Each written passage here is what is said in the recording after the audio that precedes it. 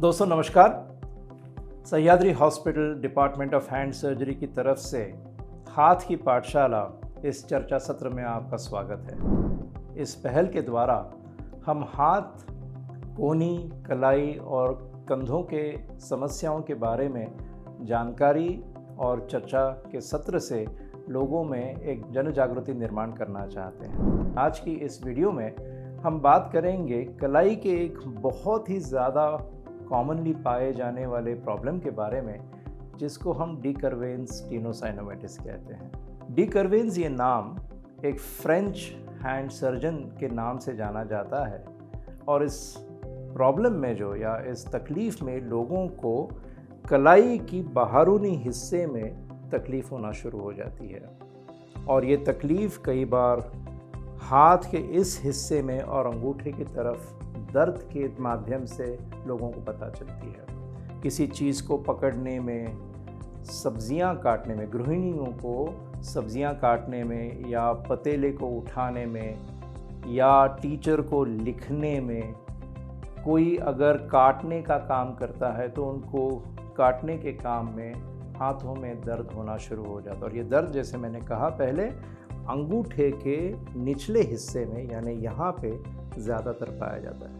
कई बार यहाँ पे थोड़ी सी सूजन भी दिखाई देती है और ये जो तकलीफ़ है ये फिर से, जैसे हमने पहली बार कहा था ट्रिगर फिंगर के बारे में, उसी प्रकार से अब की बार अंगूठे को जो उठाने में या सीधा करने में जो टेंडन या डोर होता है उसके ऊपर जो आवरण होता है उसमें सूजन आने की वजह से होती है। कई बार ये प्रॉब्लम माना जाता है कि जो रेपेरेटिव इंजरी यानी बार बार लगातार एक ही प्रकार का काम करना, जैसे कटाई हो, सिलाई हो, बुनने का काम हो, इन कामकाज के द्वारा जो बार बार हाथ पे या अंगूठे पे जो स्ट्रेन या जो लोड आता है उसकी वजह से इस टेंडन में सूजन आने की संभावना होती है।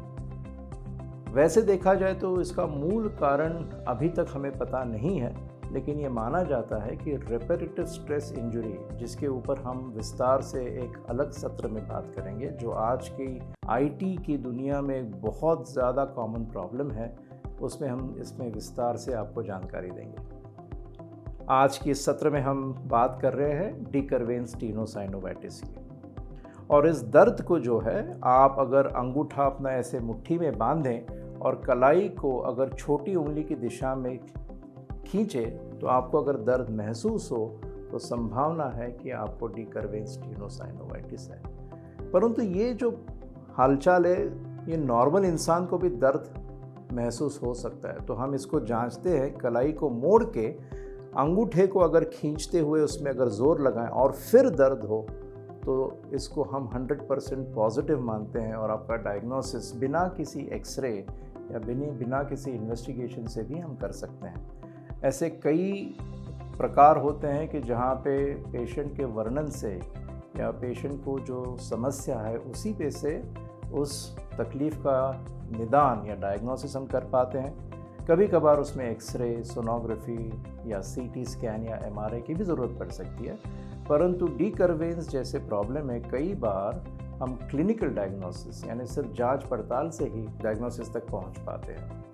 अब इसका इलाज जो है, ये तकरीबन 80-90% लोगों में मात्र स्प्लिंट के इस्तेमाल यानी एक पट्टे के इस्तेमाल से, मसाज से, मालिश से, आराम से और कुछ दवाइयों के माध्यम से हम करते हैं। इसके साथ साथ इसको हम फिजियोथेरेपी भी कभी कभार दिलवाते हैं। लेकिन इसमें सबसे अहमियत की जो बात है वो है कि आपने आराम करना ये अनिवार्य है।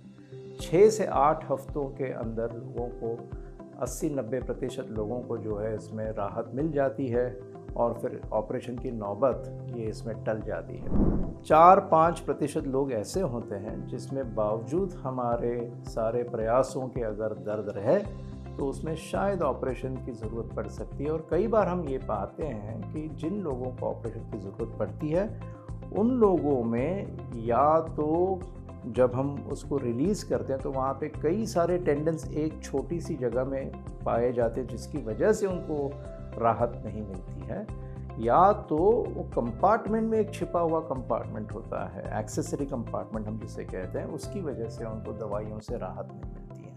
तो एक 4-5% लोग ऐसे भी होते हैं जिनमें ऑपरेशन की ज़रूरत पड़ सकती है, परंतु इसकी सलाह ये आपको ट्रेन्ड हैंड सर्जन से मिले, यही बेहतर है।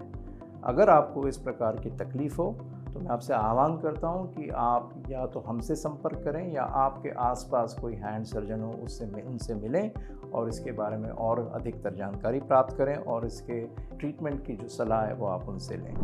मैं फिर से आपका धन्यवाद करना चाहता हूं हमसे जुड़ने के लिए।